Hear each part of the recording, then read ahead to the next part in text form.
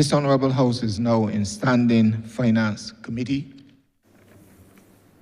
Head 91, Sports and Community Empowerment. Honourable Member for St. John.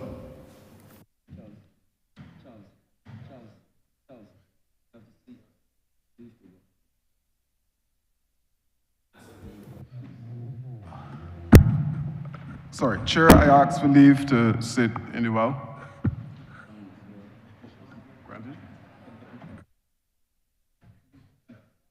Along with your team. Along with my team, Chair. Permission so granted, Honourable Member.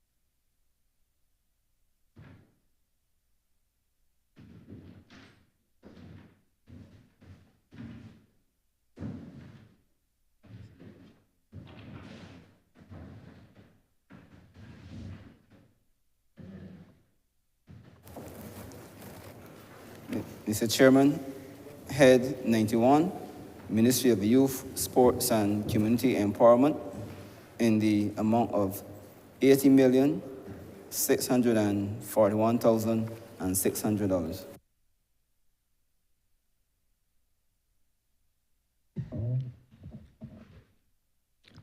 Honourable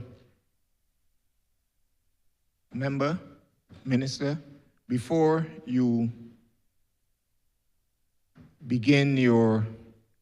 give your opening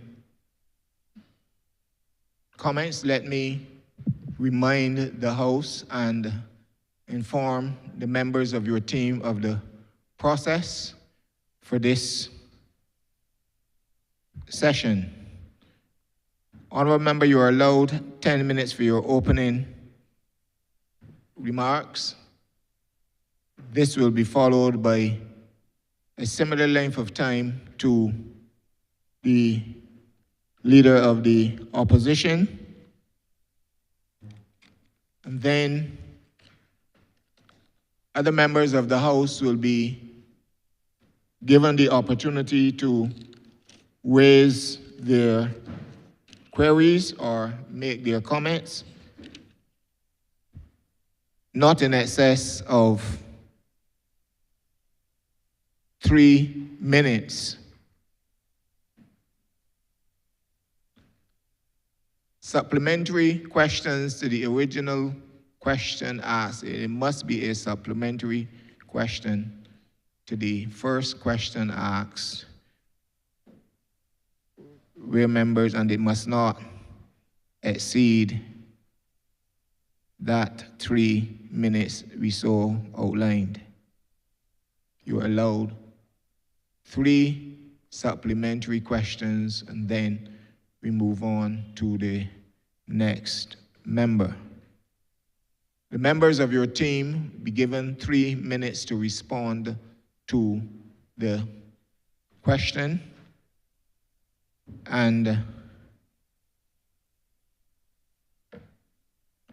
you as Minister, Honourable Member, will be given 5 minutes to respond to the questions that you may be asked. So outside of your original opening remarks of 10 minutes, you're given 5 minutes to answer each question as the Minister, and members of your team, all other members of your team, be given 3 minutes. We're asking the officers from your ministry, once you have been identified to speak, you give your name and the office which you hold within the ministry before you begin to speak for the purpose of Hansard recordings. Honorable member. Thank you, Chair. I was so eager to get here that I forgot the process. Chair, 30 years ago, I started in this ministry. 30 years ago, there was a mantra of facilitating the needs and aspirations of our young people on island. There was also another one that stated that we were building tomorrow, today. The reality is that nothing has changed in relation to those two, barring a period of 10 years where nothing happened. What I will do is to use my 10 minutes to outline some of the projects and programs that are happening within the ministry to benefit the young people of this country. And I'll start with community development. There's an initiative at community development where we call it the center management committees, and I will be brief on everyone. And this is a project to allow us to open the community centers past 4:30 when regular staff members are going home. This is a new initiative. The community engagement project. This is another new initiative on the community development that seeks to go across the island and to provide our young people with an opportunity to, one, get a TAMIS number, two, start the process of having their IDs, the process of starting a bank account. All of this is happening at our community centers and at locations where community centers do not exist. In addition to this, we have started at least 30 community groups through the Community Development Department, and programs are happening from the community aids at all of our locations. I moved to the National Sports Council. This is new. The mini stadia project that is happening across the island is something new that we are doing to ensure that some of the clubs and communities can have a facility that is safe, and in a situation where they need to gain finances, they can stage a fair in an environment that is safe. I would also like to mention that we have spent hundreds of thousands of dollars to regrade facilities across this island, and one of the things that the fencing that I keep hearing about is prohibiting is trucks and heavy equipment from damaging fields that we have just completed. There's a new volleyball court at the Garfield Sobers complex that will allow us not only to do beach volleyball, but maybe to attract outside teams. The netball stadium is being refurbished to be a building that will now house 3 disciplines: basketball, netball, and volleyball. The National Stadium is another project that is coming. I expect that maybe by the end of this month or early next month that the contractors will be on island to start the demolition process. There's a new 400 track that is happening at Wildy as well, and we are well on the way in relation to that. Coming, 2 additional 400 tracks so that our athletes will have ample spaces in order to practice. 5 dedicated football fields are coming because as a direct result of the Prime Minister's Cup, we realized that there was a dearth of fields for football, and we are embarking on the process of identifying those 5 football fields. In the next week or 2, we will be breaking ground for a new badminton and squash facility at Wildy as well. The Cricket Academy is something that is new, and this is happening at the old Sports Council blending facilities. We are embarking to provide training for all of our national federations. This is to strengthen the capacity of those particular NFs. The Community Coaches Program is something that is new. We believe in order to facilitate the needs of our young people through sports, that we should embark on training individuals at community level and help them to hone their skills to impact the lives of our young people. I move to the Youth Development Program. We are now in the third year of staging what is called the I Am Conference that provides an opportunity to hear from our young people and to dispel a whole set of knowledge as it relates to them. This is new. The National Hotline was started almost a year ago, and this is a project initiative to help our young people who we believe may need a voice, even if it is just a sounding board. We are working in concert with a number of entities where we have MOUs in place, that if it is a need for us to bump up the particular situation based on the call, that we have an opportunity to do that. There's a national mentorship program that is new as well, and this is a program that we believe our young people need to have someone to help guide the process, and hence this national mentorship program was launched. We started with 50 individuals at the start of it, and this year it will continue. The Moving On project is new as well. This is a program that is in all of the primary schools, and we have impacted in the last financial year, this financial year, 1,241 individuals through the Moving On project. What this is doing is providing our class 4 students, we're giving them a basket of deliverables to move into the secondary school to prepare them for life in that particular environment. We're doing anger management, conflict resolution. These are things that are all embedded in that particular program.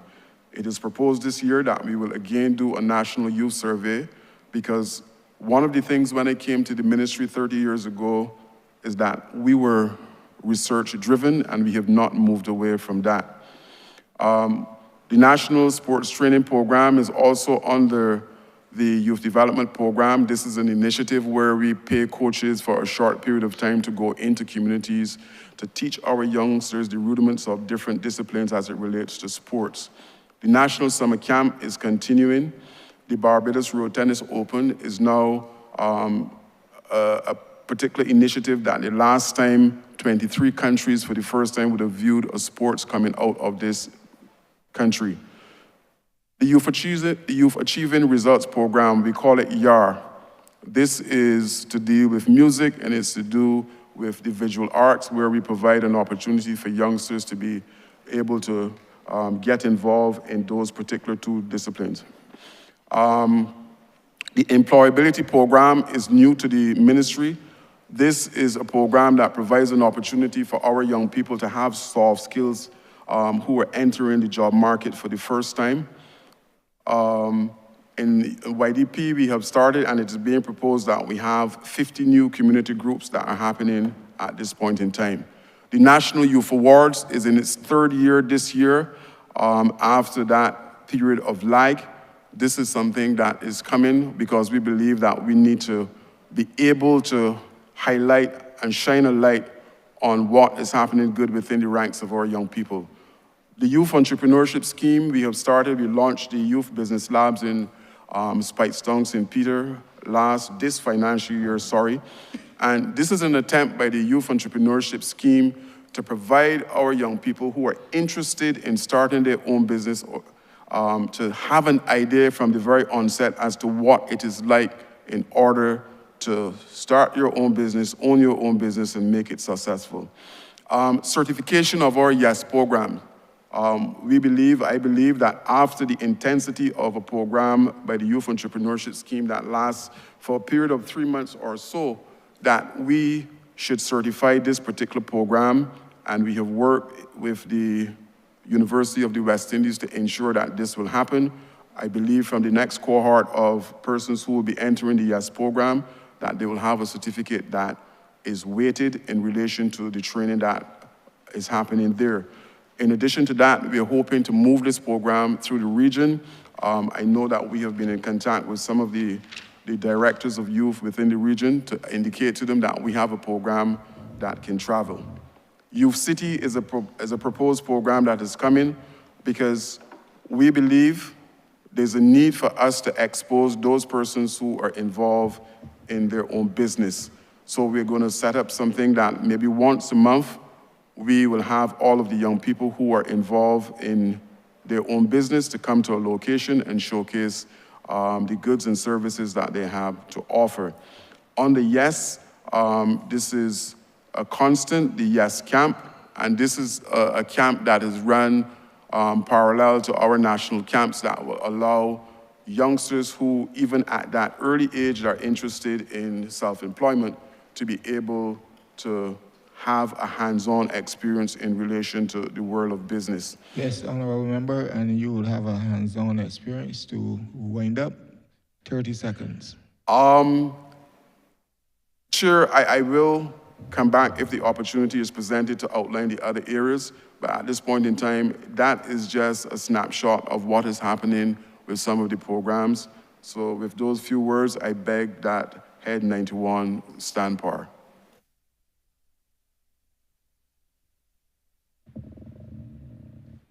Thank you, Honourable Member. Honourable Leader of the Opposition. Good morning, Your Honour, and thank you very much for the opportunity. And good morning to the Honourable Minister and to your distinguished team. I did note with some amusement and also the Minister's confession that he was so eager to occupy the space he is in now that he ignored the formalities. I know he is a very ardent fan of the NBA, and I thought that at one point he was simulating the slam dunk contest which he saw a few weeks ago, where one of the winner, in fact, jumped over a car. There's no car in here, but I thought he was going to jump over the desk as he made his way to where he is now. And we are aware, I am not bringing any secrets out, that the Honourable Minister must now be congratulated for his late preparation, since he was not due to appear at these estimates, but the turbulence within the government. Beg your pardon? Always prepared. He's always prepared, but he was not due, the Honourable Member was not due to participate in this exercise, but due to the turbulence within the government, we now welcome him in his admitted eagerness, and what I say is his excitement to occupy the well. What we do notice is a preponderance of sports personnel. I looked at the list this morning, and close to the top of that list, matters of officials dealing with sports, Sports Council, Director of the Sports Council, and so on. I'm not going to ambush the Honourable Minister. I will ask him all the questions that I intend to ask, since I take the philosophical position that public servants should not be brought here to be questioned, that we should be questioning the Minister, and the Minister can consult his officials, so that I will not ambush this Minister. I am going to give this Minister early notice that I will be asking questions about the mini stadia, the National Stadium, the Barbados Defence Force Sports Program, the Community Development Department, and the future of the Community Development Department. Now, when I look at this list of officials here, without disrespecting anyone, at the tail end of the list is the Community Development Department. We're hearing, the public is hearing, that that department is due to be scaled back at a time of crisis within our communities, at a time of crisis within the lives of young people, so that the Minister need not feel ambushed. My questions will focus on those matters. The Honourable Minister told this chamber and told the people of this country that it is a new initiative that community centres are now to be open past 4:30. The Honourable Minister may wish to use the word renewed initiative. Certainly when I was a boy, and you were a boy too, Minister, we know that the community centres used to be opened until 8, sometimes 9 o'clock. So it is not a new initiative, so that the public will not be led into believing that this government is somehow reinventing something and calling it the wheel that has happened for many years. In the presence of the Green Economy Minister, who has told this country he's going to plant 1 million trees, this minister has promised this country that he is going to start 100 clubs. A government cannot start clubs. Clubs are organic and must be an outgrowth of ferment within the communities, leadership and availability of persons to form those clubs, except that when crime is rampant and when moral decay visits a country, Minister, I sympathize with you. It is going to be extremely difficult for a government to impose its will on a community to form a club. Governments do not form clubs. Clubs are formed by the citizens within the communities, but you have my sympathy. You can expect some questions, as I said, on the mini stadia. I noticed the minister has said that the fences, and he knows that I've kept a lot of noise about the fencing in and the fencing off of recreational areas in communities. He knows that I have criticized that. The Honourable Member knows that. And I would like to remind the Honourable Minister, in case he were absent on the occasion, a senior minister in here confirmed what I had been saying all along. A senior minister said that the reason for the fences is to allow people to make some money in the communities. That has always been my view, that the fences had nothing to do with sports and the encouragement of sports, but it was for entertainment, musical entertainment, revelry, and that certain persons were to come into the communities, charge fees at the gate of those innocent citizens within the communities. So I want the minister to relate to what his senior minister said in here last week, that the real reason behind the fences, in confirmation of what I had charged before, was to allow certain individuals to come into those communities, disrupt community and sporting activity, and transfigure those areas into areas of entertainment, paid entertainment. So we will ask about that, and we will ask about it in silence. I'm happy to hear that the netball stadium will be converted into a more multi-purpose area. I congratulate you for that. You know, I don't come here to criticize for the sake of criticizing. Where some praise is due, the government will get praise. And if the netball stadium is now to be converted into a multi-purpose facility, congratulations. What we will not congratulate the government for is the repeated promise of a national stadium that is coming. I don't know if it is coming through the seaport or the airport, but we're hearing that it is coming. What we want, what the people in this country want, is for the government to start the construction up at Waterford and stop telling the people of this country that a stadium is coming. No stadium is coming to this country. We have to build the stadium. Now, what I've noticed in the time I have left, Your Honor, is that much of the presentation has been on amateur sport. This government's program has been deficient insofar as professional sport is concerned. And we note that. We note the scaling back or the disappearance. I don't know what is the ministry's plan. Again, I'm not going to ambush the minister. I'm going to ask the minister what has happened to the Barbados Defence Force program, which produced a test cricketer, and which produced cricketers and footballers at the highest level, men who went into professional sport. I pause to congratulate Mr. Tino Bess, one of the outstanding names that came through the Barbados Defence Force Sports Program, except that today in Barbados, there is less focus on professional sport and more focus on amateur sport, which, as the Honourable Minister knows, as a former basketballer himself, when you indulge amateur sport, that lasts for about, let us say, the age of 15 to 25, 30, if the person is dedicated, and then you peter out into something else. The government now may consider directing much of its energies into promoting professional sport. You wish me to wrap up? 1 minute. You are very kind today, sir, as you always are.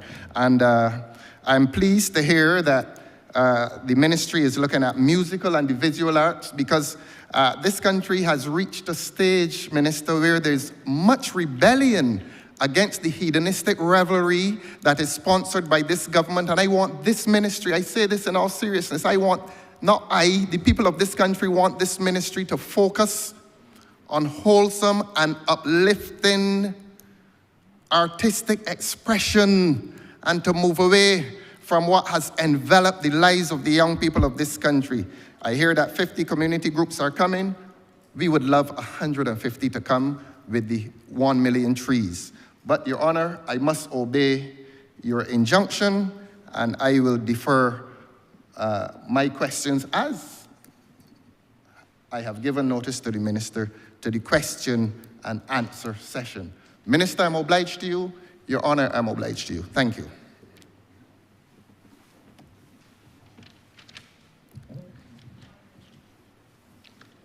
Thank you.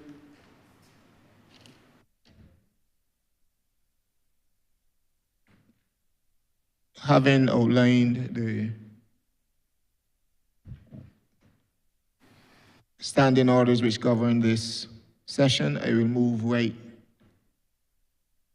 directly to honorable members. Honorable member for Christchurch West. Thank you very much, Chair. My first question to the Minister has to do with where the last speaker left off, and it relates to the National Stadium. As you're aware, we've been working, the Office of Infrastructure and Planning has been working very closely with your ministry to advance the progress of the stadium. It is not a simple process because obviously we're working with a foreign government and they have certain criteria and they have certain processes that we've had to adopt and follow through to be able to get to where we are now.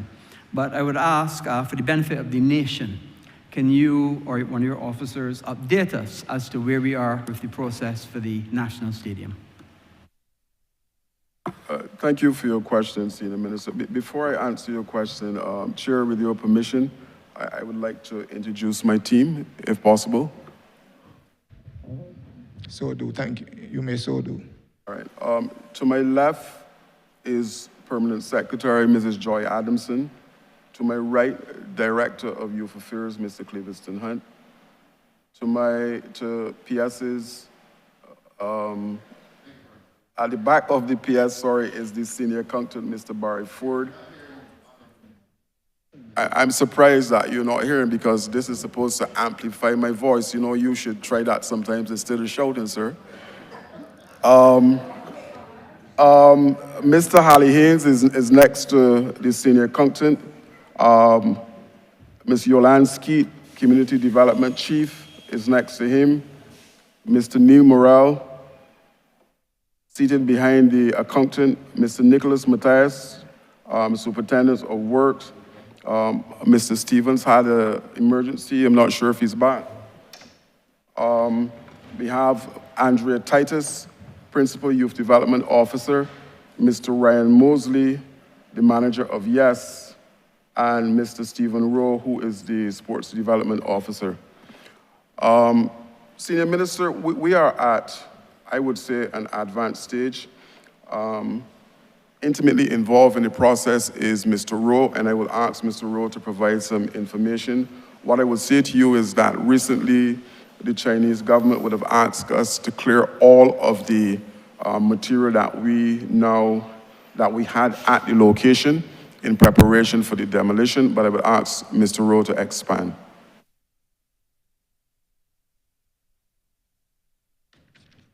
Thank you, Minister. Good morning, everyone. I'm Stephen Rowe, Sports Development Officer in the Ministry of Youth, Sports and Community Empowerment. Now, as Minister indicated, we have removed everything from the National Stadium that we are intent on retaining for future use. And next week, the Chinese delegation should be on island where they will start the process of reviewing the stadium in its current state and making concrete plans for the demolition of the facility. Hereafter, that demolition will take place, and that will be followed by the construction of the new National Stadium. It is envisaged, according to the Chinese timelines, that construction process will take some 29 months. And thereafter, we should have at least phase one of the National Stadium with a capacity of seating 10,000 persons. That's on the western side.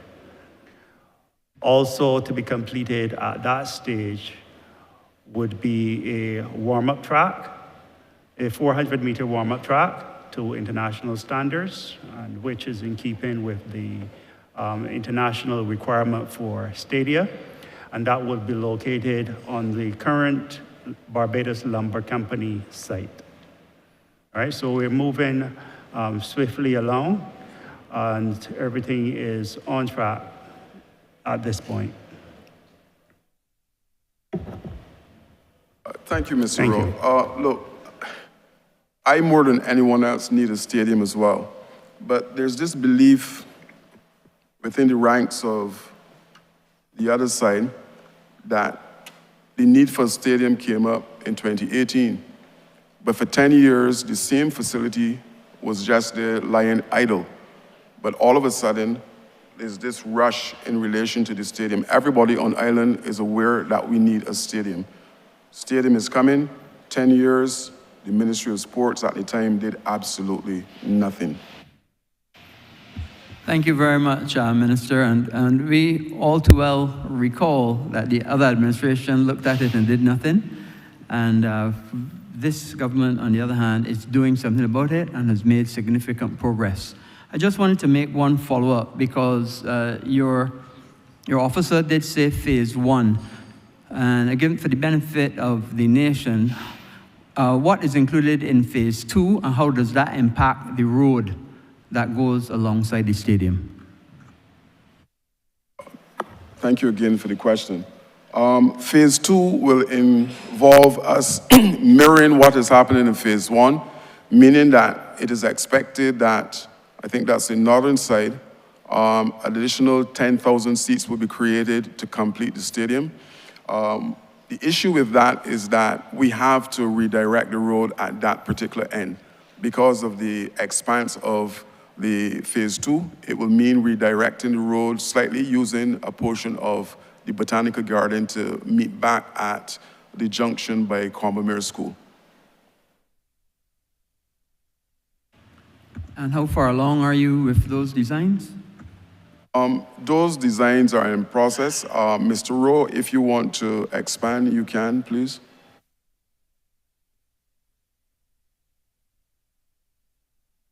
Thank you, Minister. So with respect to those designs are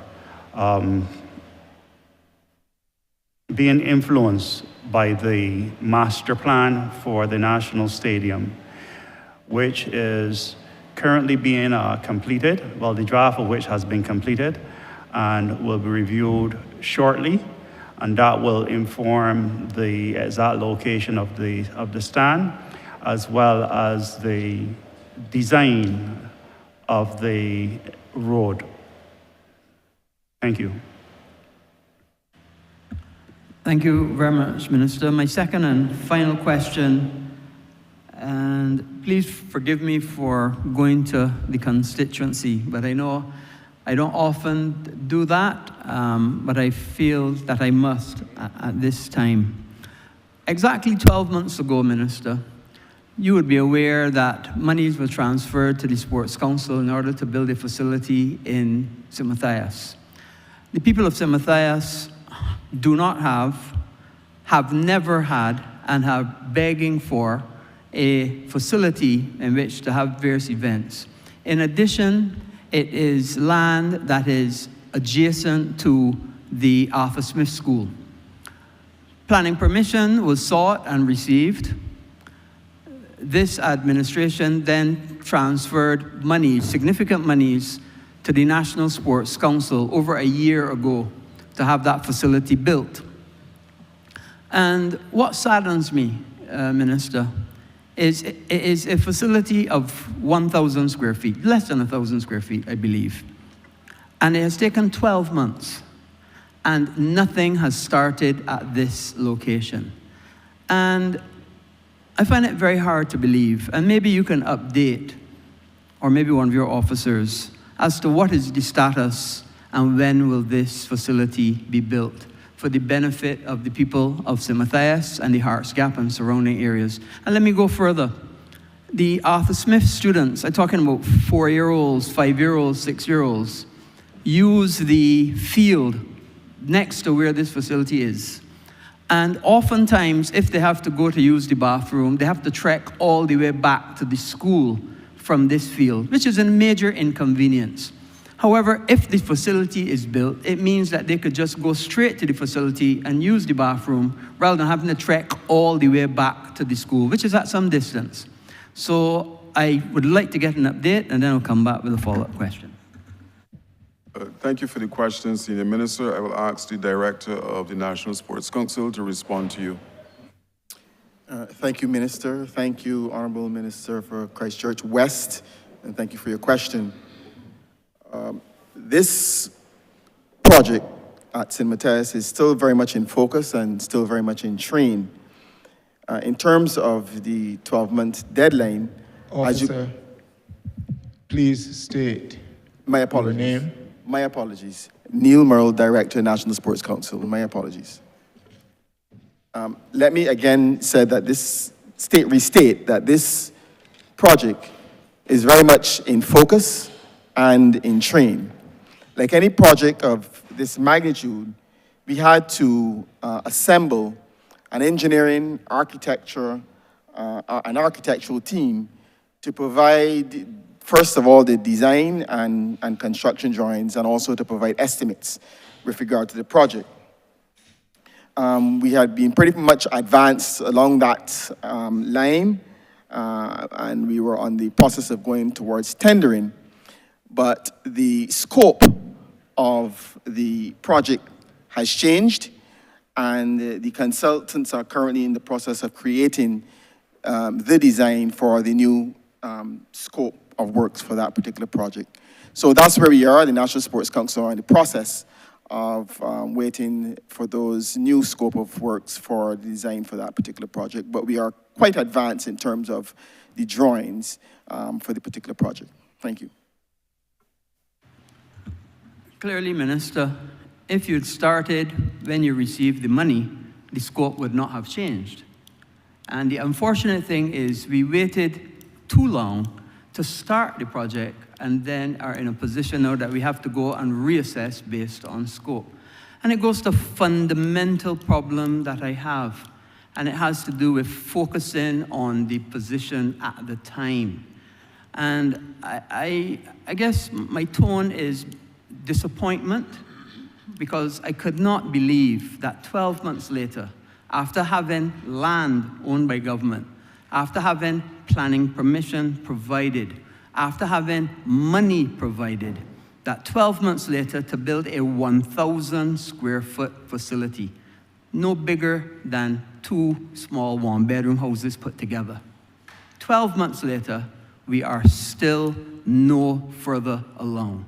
Can you give me a start date, Minister, or a completion date, or any such, so that I can go back to my constituents and say that this project is finally starting and this is the start date? Senior Minister, what I can do for you is to give you a commitment that in the first quarter of the new financial year, that your project will be started. Thank you. Chairman, I yield back. Thank you, Honourable Member for Christchurch West.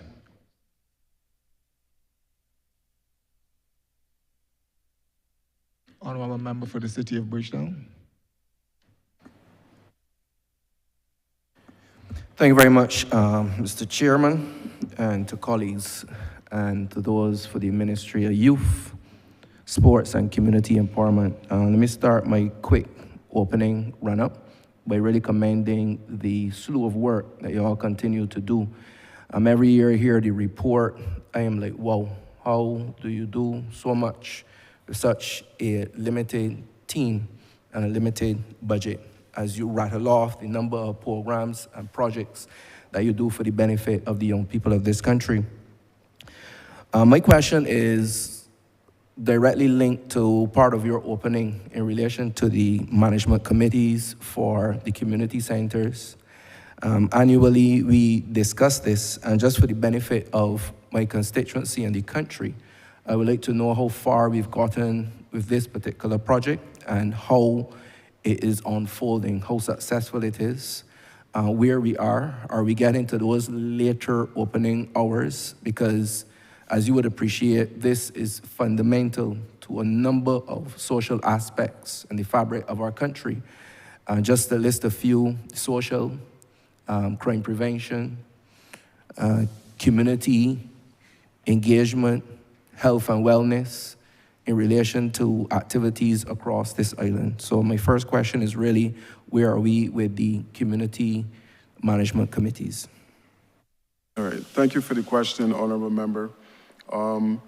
We have started a pilot, and it is unfortunate. I think the Honourable Leader of the Opposition, this is one day, sir, that you should have probably asked for a low day, because I have been doing this for 30 years, and clearly from your mouthings, you have no knowledge of community development and the process of sports. I will come to you, but there's one burning thing that I need to respond to the Honourable Member who said that government do not start community groups. We have programs, cultural programs at community level where, I'll give you an example, in Huddersfield Turning, about 20 or so youngsters were doing a training program. Government converted the training program into a club, and they won an award at NIFCA. So I'm really not sure where you are practicing your craft when you say that government don't start community groups. Honourable Minister, I do not wish to run you off track. I'm sorry. You will have the time to respond to the Honourable Leader of the Opposition when he asks his questions. I will respond. From the Honourable Member for the city. The Honourable Member really should have taken a little day today for this. I don't mind, sir. Honourable Member, the Centre Management Committees, look, we have a situation where our staff usually work from 8 to 4:30, and we felt there was a need to have volunteers from within the community where our community centers are planted to be able to manage the facility to help us in terms of bringing projects on stream to benefit not only the youth in this case, because it's community development. So senior personnel as well who want to engage in some of our activities. We have done Care of the Elderly program that is outside of our target group, which is 9 to 29. And we are moving along. You would have seen ads in the paper, but I'm gonna ask Deputy Chief Ms. Kay Hines to provide you with an update in terms of where we are with those particular, yes. If Ms. Hines can join us in the while to share the information in relation to the Centre Management Committees.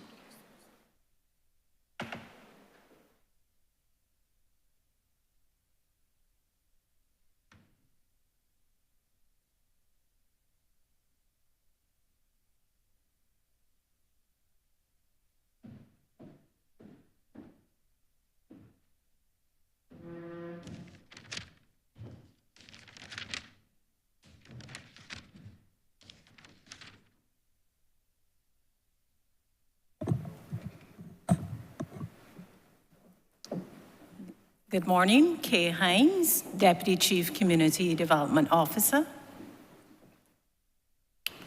Currently, we have 4 Centre Management Committees up and running. These committees are located at the Valley, at the Glebe Resource Centre, the Draxall Resource Centre, the St. Mark's Resource Centre, and the St. Elizabeth Resource Centre. We are currently advertising. The closing date would have been the 28th of February, 2025, in regards to getting an additional 30 Centre Management Committees at all of our resource and community centres.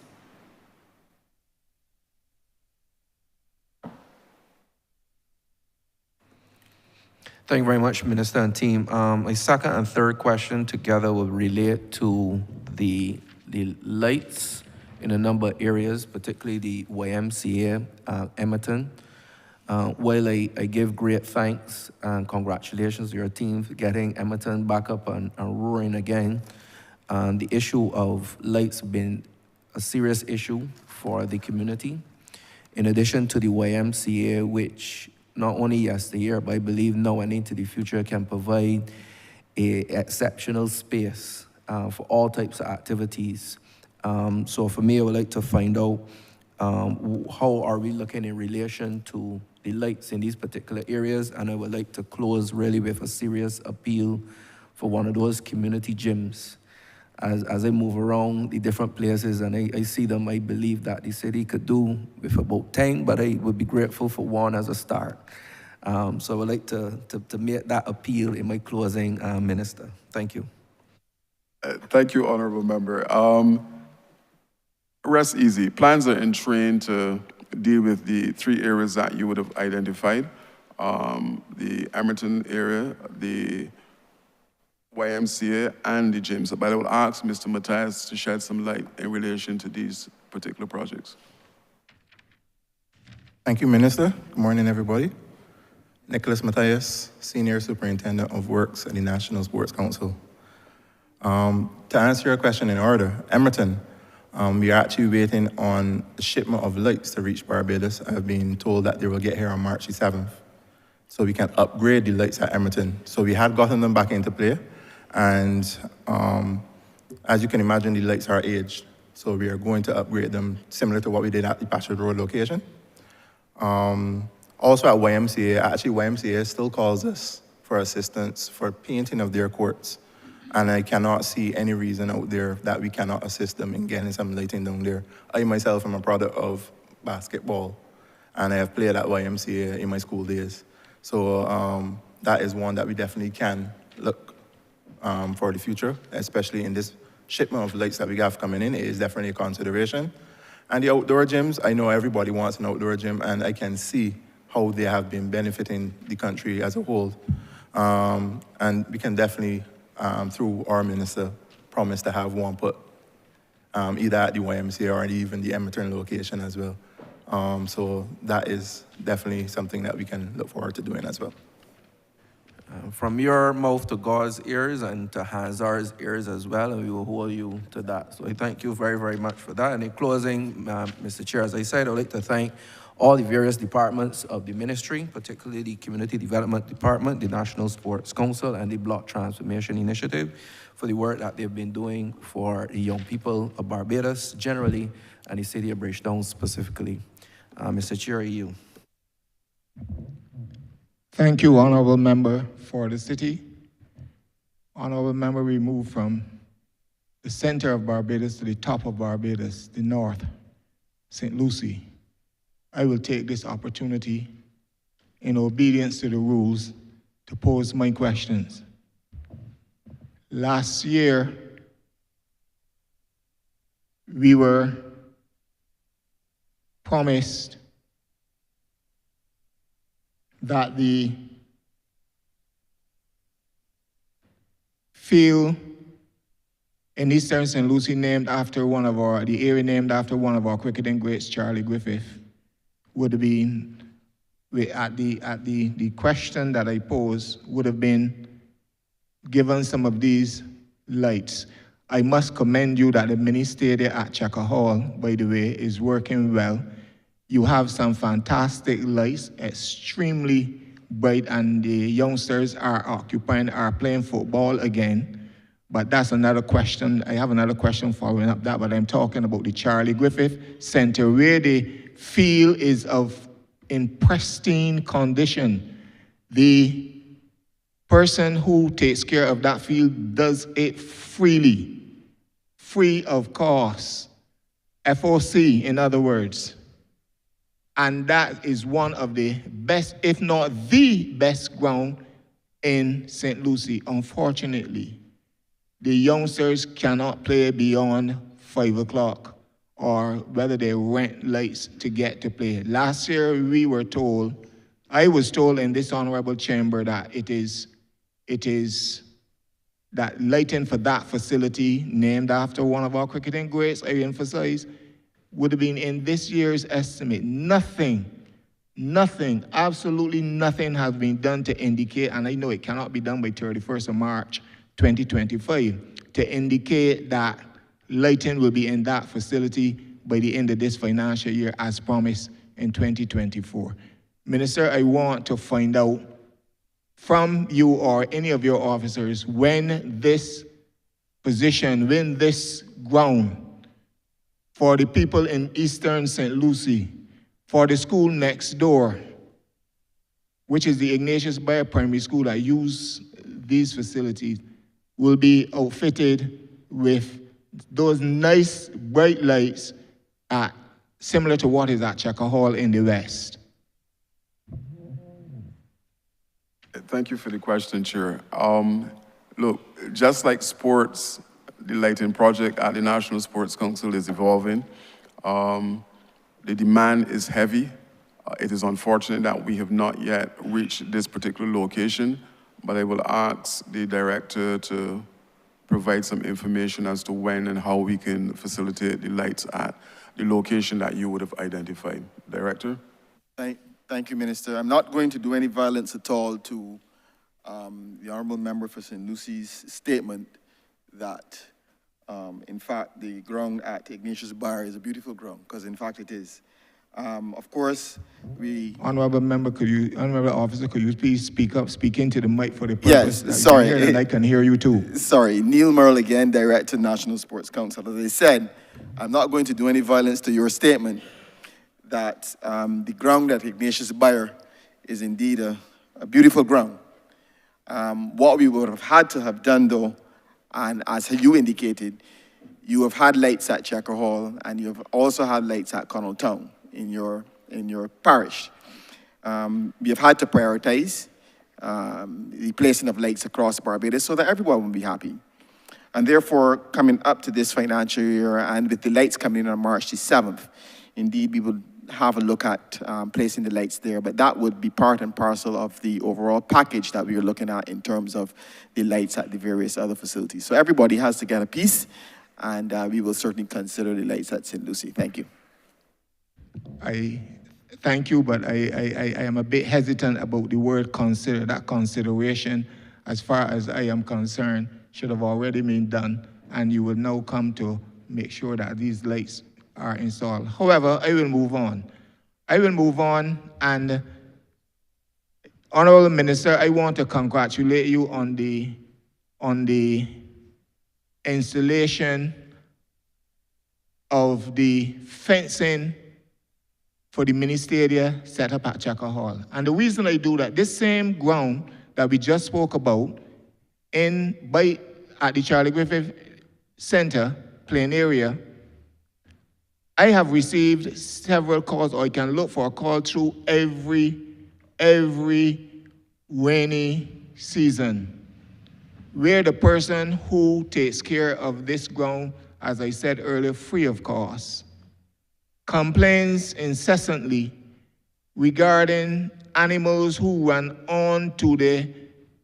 onto the playing area, and makes it extremely difficult. It destroys. We had a similar experience at Half Moon Ford at Clean Gates, where the principal complained to me as well regarding the field there and the use of the field, the misuse or the abuse or the damage to the field.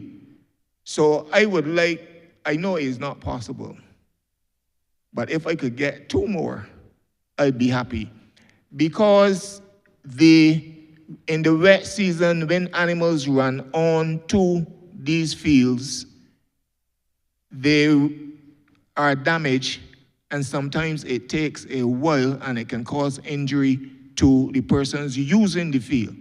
So if the Honourable Leader of the Opposition has a problem with mini stadia, the residents and the people of St. Lucie do not. We are happy for what we have, because we see the importance of this. We who live in the country not in the heights and terraces. We live in the country where our animals roam freely, sometimes to the detriment of things that we would like to preserve. But this situation and these mini stadia, the fencing, not to say the fencing, prevents that kind of damage that people have complained about. The curator at the Ignatius Bayer Primary School, the field at Charlie Griffith Center, has complained to me on several occasions.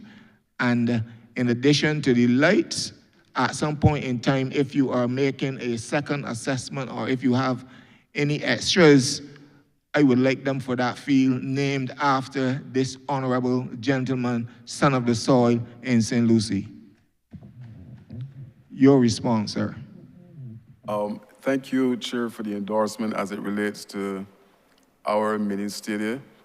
It is only persons who are totally out of touch with sports and community that would be critical of these mini stadia. I've heard that the fencing is prohibiting persons from within the community to enter the facility. And the reality is that at every single location, there are no less than 8 gates at a particular location that will allow persons to enter these facilities, including pier doors that will allow bigger equipment to come in. In addition to that, I have a request now where I think it's Mount Tabor School is asking for permission to have a fair at Gore Hill. So I don't know if the Honorable Leader of the Opposition would consider a fair as a fact. I think what he's being guided by is the fact that a senator who's known to him is having fetes at the Botanical Garden on a regular basis, maybe 2 and 3 times a year. So I think that is the fact, Honorable Member, that you are talking about in relation to, so you're mistaking, you know, you're juxtaposing the two, but they're not, you know what I'm saying? So that is the fact that you're talking about, your senator and his fetes. So to answer you, Chair, we are aware that the mini stadia projects are finding favor wherever they're located, and we will see how best that we can endeavor to facilitate you at the one that you have identified in St. Lucie. Thank you, Minister. I now yield St. James South.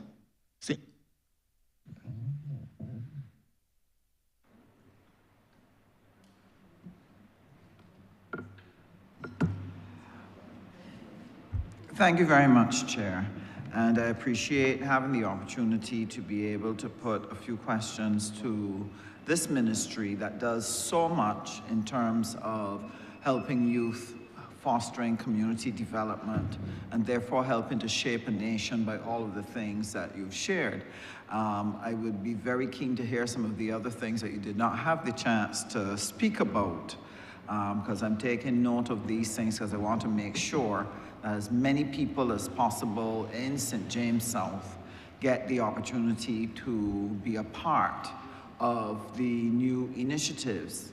Now, my first question has to do with the fact that in St. James has 24,000 electors. And that tells us that there are even more people who live in St. James. And there's only one community center, which is in St. James North, neither St. James Central or St. James South. We do not have access to any type of community center. And this limits significantly the type of activities that our community groups can put on, the types of training programs we would like to have. Very often we've had to use the Desmond Haynes facility to try to put on activities, but the room is so small, it can only hold between 15 to 20 people. And so this has been a problem for us, and this is why getting some kind of community center that, if it can service both constituencies would be very, very helpful, as well as completing our sports pavilion. Some work was done initially by the Sports Council to try to repair the fence and so on, but the building is in very bad shape. There isn't, the electricals are very poor so that you can't plug in a lot of heavy equipment. And so we would like to know when we can get that completed and ease the pressure on the sports pavilion trying to act as a community center. And we would like to be able to get our fencing completed, because unlike other parts of the country where the honorable member for the Leader of the Opposition lives, we have people who love opportunities to make money, to be able to do things for their families. So they're always wanting to have activities, paid events, but they don't have an enclosed space. So we look forward to that fencing to give them, as well as our community groups who need to raise money, they need those facilities. So I would like to know how soon St. James South can get a community center and get our sports pavilion sorted. Thank you so much for that first question. Thank you, Honourable Member. Look, and I thank you for raising the point in relation to fundraising for community groups and clubs using our mini stadium. I know I did a site visit with you at a particular location with the understanding that it could have been converted into a community center, and we're still exploring that. But I will ask the Acting Chief at Community Development, Ms. Yolande Skeet, to respond to you.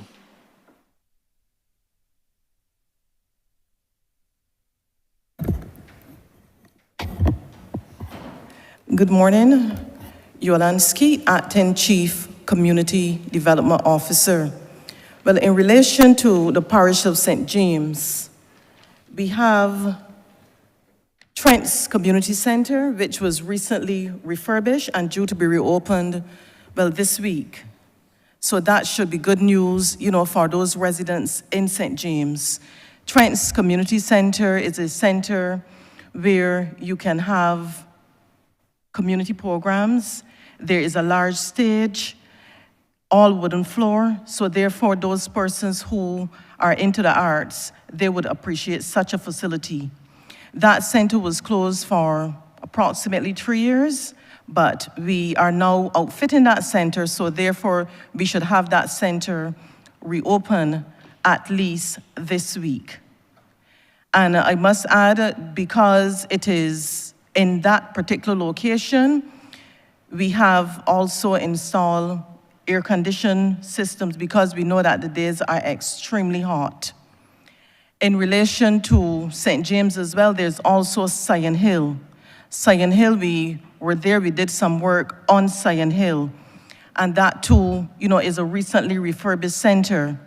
We are also carrying out some work at the Baywoods Community Center. So those are 3 centers in St. James. Weston, we are slated to have some work done there in the new financial year. So in relation to the other part of St. James, we did have discussions on the refurbishment of an identified facility there. But as Minister said, we are going to relook that, and therefore I am hopeful that we should be able to have a facility which would address the needs of the person in the Haynesville, Holders Hill, and in those areas. I know that that should not prohibit you from having activities, because there's also the center at the St. John the Baptist. There's a recreation center there. So when we start on these assessments and we have identified programs, we would seek then to engage private persons, those persons with facilities, that we can ensure that your constituency, St. James South, that would also benefit from any programs we have.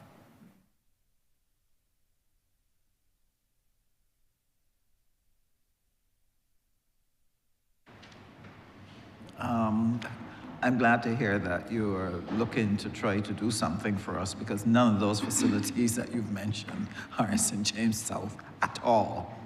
And we are at the southern end of St. James, and all of those are at the northern end or in the middle, but none of them touch St. James South at all. The other area, and I am hopeful,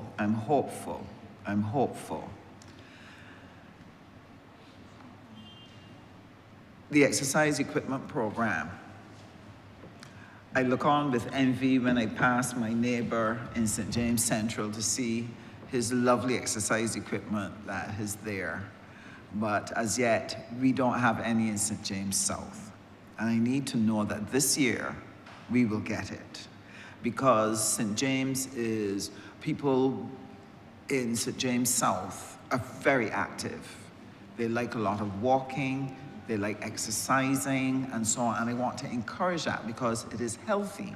And having that exercise equipment would make a lot of difference.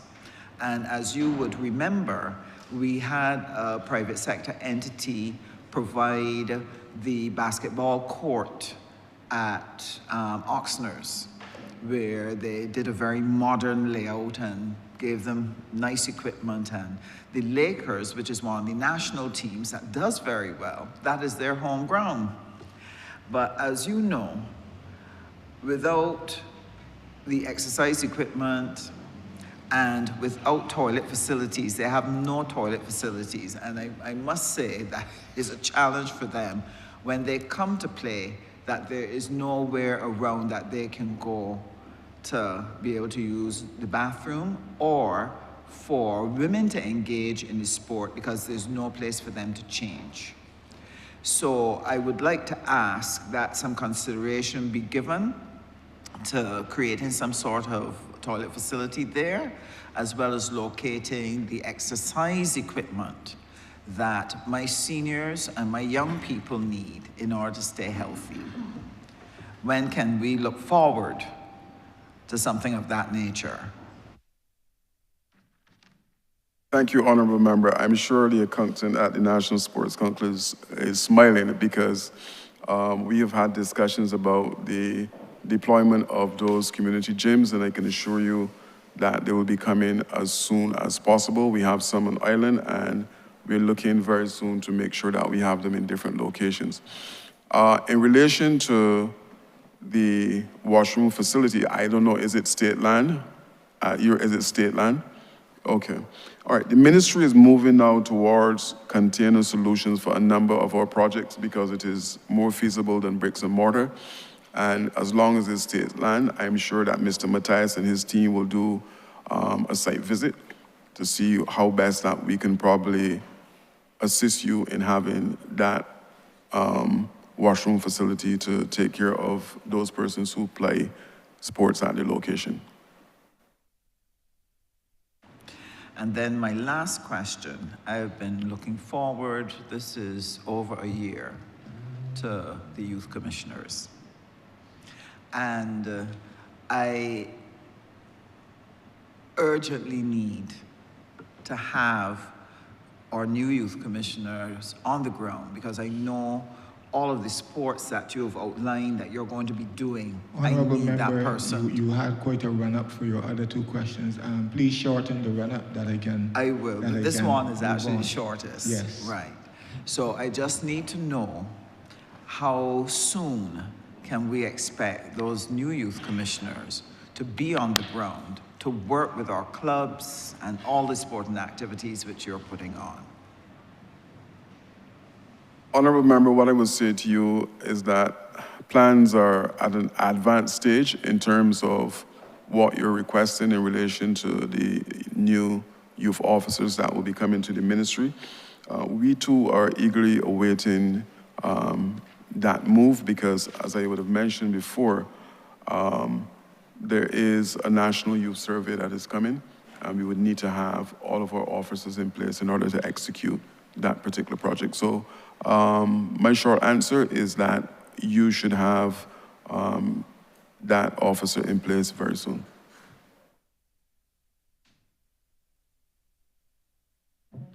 Thank you. We move quickly to the Honourable Member for St. James Central. I'm very grateful to you, Mr. Chairman, and I want swiftly just to ask the Minister and Mr. Matthias if they would be so good as to assist me on this question of maintenance of facilities. Let me say to you, Honourable Minister, that I am one who is fully supportive, and I want to thank you for the fact that we have a gym at Hoyts Village, and I'm supportive of the efforts that you are making, not only in the context of the gyms, but also of the fencing. And I will say that at Bagatelle, when I became MP in 2003, Bagatelle was a treacherous place to play cricket or football because of the fact that the highway, and it is a highway running right parallel to Bagatelle, was often the place where a ball would end up. And whether it is a hard ball or a football, it had led in many instances to some serious accidents along that highway as cars swerved at the last minute to avoid a ball rushing onto the highway. To the extent that that has been mitigated by fencing, I am grateful, and the same thing has now happened at Hoyts Village, and again, I am grateful. I make no comment about the short-sightedness of others who do not see the benefit of the fencing. And equally, the bleachers, as the Honourable Member for St. James South has said, facilitate us with having a seated audience at events, and therefore, by extension, there's a commercial opportunity that might otherwise not have existed. But I want to speak about the plans that you have for your maintenance scheduling, because to me, that is the weakness with the National Sports Council. I don't humbug you all regularly, but when I do have to humbug you, I often have come to the end of my temperament. And the truth is that a pavilion like Bagatelle is right now a shambles. And I really want to know what is the schedule, because Mr. Murrell would be able to confirm that I've spoken to him about this in 2022, and then in 2023, and in 2024, and we're now in 2025. And I do not know how I can continue making excuses. Is it going to be repaired? And if not, why not? And I think that is something that I really do want to hear about that aspect of it. And then, of course, the maintenance schedule, Mr. Matthias, with respect to things like lights. At Good Shepherd playing field, the lights were damaged when Hurricane Beryl passed through and remained dangling for months and months. And I believe it is true to say it's only at the end of last year or at the start of this year that those lights were fixed. And again, at Bagatelle, the trees grow across in front of the lights, and the ability to use the field properly at night is compromised because you have tree branches in front of the lights. And then when the trimming is done, I don't know if you're aware, Mr. Matthias, but when the trimming was recently done, all the branches were left on the field for the folks there to come and move and clean up. And these things, in my judgment, are simply not good enough. And I just want to hear what your maintenance plans are, and especially the scheduling of work with regard to Bagatelle. Thank you, Senior Minister, for your question. And I have asked that we put that detailed maintenance schedule in place to address the same kind of issues that you are confronted with, but I will allow Mr. Matthias to expand at this time. Morning again. Thank you, Minister. There are upcoming plans, and there were plans in the past for the upgrades of the facility, especially at Bagatelle. Due to budgetary constraints, we had to pull back and do minor fixes instead of the major fix. What I'm happy to report to you is that this coming financial year, Bagatelle has been earmarked, and we actually have contractors out there as we speak, giving us a full estimate on the major repairs instead of minor this time for Bagatelle. Over the last few years, we have been trying to focus on, we know we can't get them all done. We have 70+ pavilions across Barbados. So over the past few years, we've been trying to fix at least 3 or 4 every financial year, and I'm happy to report to you that Bagatelle is due for this financial year coming, and we will endeavor to make sure that that is done within the financial year or before the end of the financial year. As it comes to the branches and everything, I will endeavor going forward to make sure that whenever that's done, to make sure that they are cleaned up as quickly and as efficiently as possible. I do apologize for it happening in the most recent time, but going forward, we will make sure that our scheduling will allow for us to make sure these fields are properly cleaned and efficiently cleaned as well. I want to thank you for the answer, and let me just make a suggestion to you that perhaps the legal solution to the problem is, and not only here, but in other statutory agencies, that you, in contracting the work, you also put into the contract those things that you are concerned about that the private contractor needs to do in order to finish the job properly. And if you do that, you probably will be better able to hold them to account. Let me ask the question now of yourself, Minister, and Ms. Keith, I believe it is, who's the acting chief. And this is on community management of not only the pavilions, but the resource centers. And again, my question is simply one of policy. I am one of those who believe that the ideal of having communities being able to take control of a community center or a pavilion is a wonderful thing. In my constituency, we know frequently that you may wish to use and this is not to reflect negatively on the caretakers, but the truth is that a caretaker is not always there. And there are times when the little children want to use, for example, the facilities at Bagatelle. They're coming from Welch's School a little way down the road. On evenings at 4 o'clock, 5 o'clock, 8 in the night, 9 in the night, people are still there and they're using it and may want to be able to continue freely without having to, rely on Sports Council to give access. The truth is that it encourages a community towards self-help. And I just want to know what is the policy of the Sports Council in this regard. And equally, as you say that, let me just say to you, Ms. Skeet, that I must say I listened to the answer you gave to my friend for St. James South. And the Sion Hill is very much in the north, and Bay Woods is very much in the north, and Weston is very much in the north. And you said Trench, but Trench is on the border of St. James Central. But may I say that a person living in Hoyts Village will got to take 2 buses to get to Trench. And St. John the Baptist, ma'am, not a good solution either, because with the greatest respect to the church who controls St. John the Baptist, and I ain't getting a noise now with the Anglican Church, but it is a fact, as I live and breathe, that between 2003 and 2008, St. John the Baptist was not in a state where it was available for the folks in my constituency, even though St. John the Baptist is right next door to Hoyts. And that was for a number of reasons, including maintenance issues and so on. But permissions have to be granted.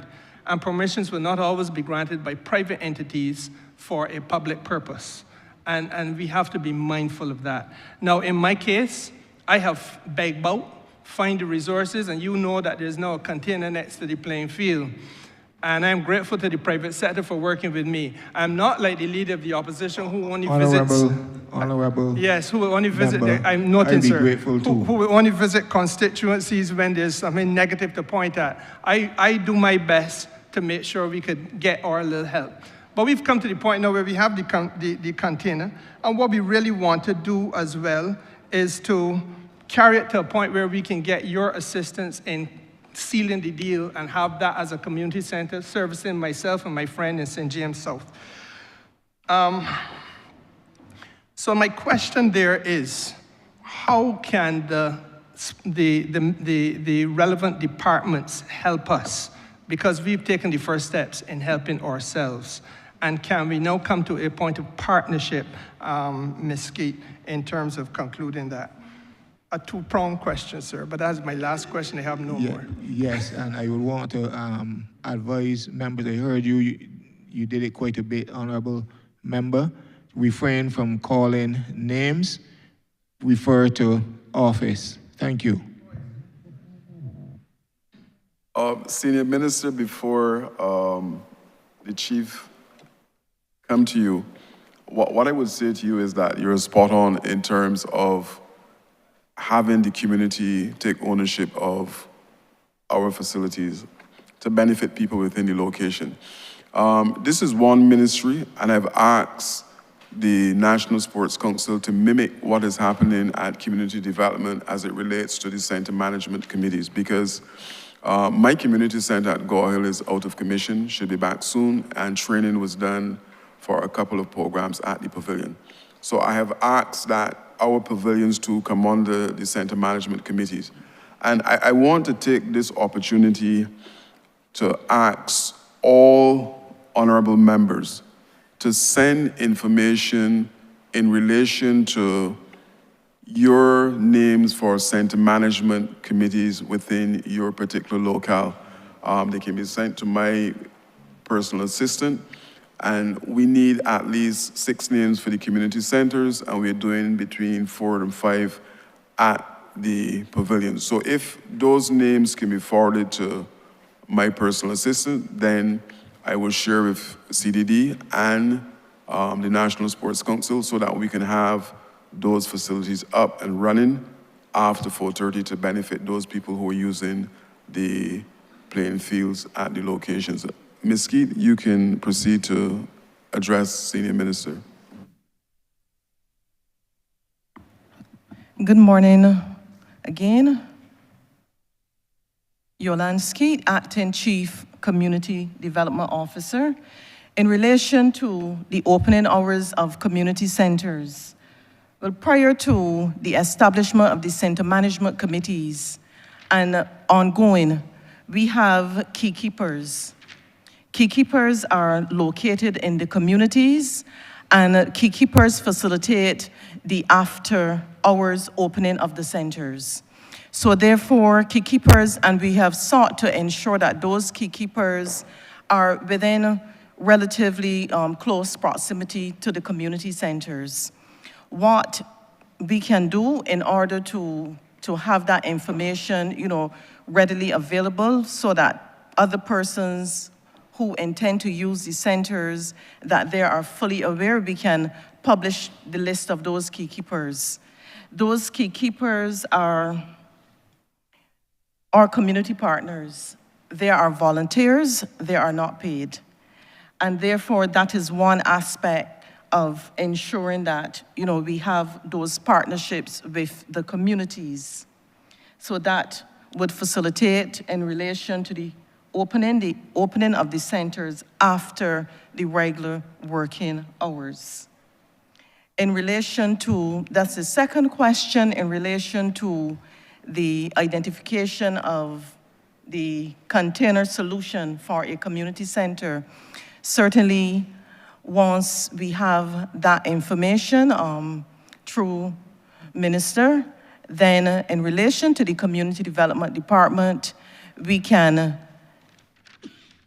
assist in relation to the refurbishment, ensuring that all of the necessary amenities are put in place so that the persons in your constituency, they can benefit. But in relation to a building in the constituency, as I would have alluded to earlier, we have just refurbished Trents, because why I would have said that is because Trents is on the main road. So yes, for some persons, it would be difficult to get there, but for other persons, they might find it, quite easy. So we are working assiduously in relation to addressing those deficits, and certainly with the guidance of the minister, those areas where we have the deficits, then we would seek to address them at the Community Development Department. Thank you very much, ma'am, and thank you, Minister. And I can assure you, not only do we have the container, but we also have some furnishings there now. It's taken us a while to get to this point. And I just want, as I said, to conclude, to seal the deal with the community. And so I'm going to I will write, and I will also call to invite you to join me on a visit so that you can see what is done, what else might be necessary, and I will rely on you to go forward as we hopefully can cross the line on this. I'm grateful to you, Mr. Chairman.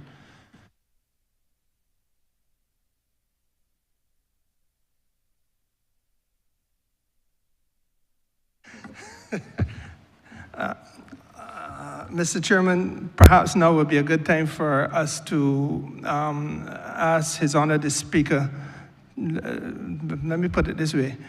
Perhaps I should move now for His Honor the Speaker to have progress reported to him and leave us to sit again. The question is that I do not report progress to His Honor the Speaker and beg for leave to sit again. All honorable members in favor, say aye. Honorable members against, say no. Methinks the ayes have it.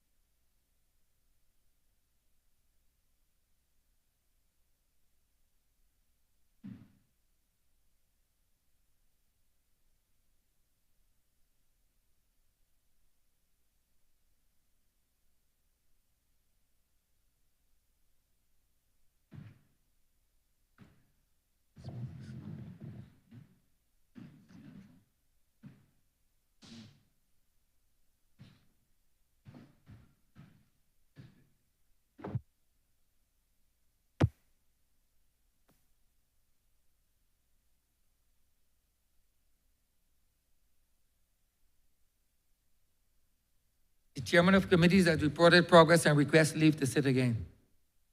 All members St. James Central. Mr. Speaker, sir, I beg to move that the House be suspended for 10 minutes. The question is that this honorable chairman will be suspended until 12:05. All those honorable members in favor, please say aye.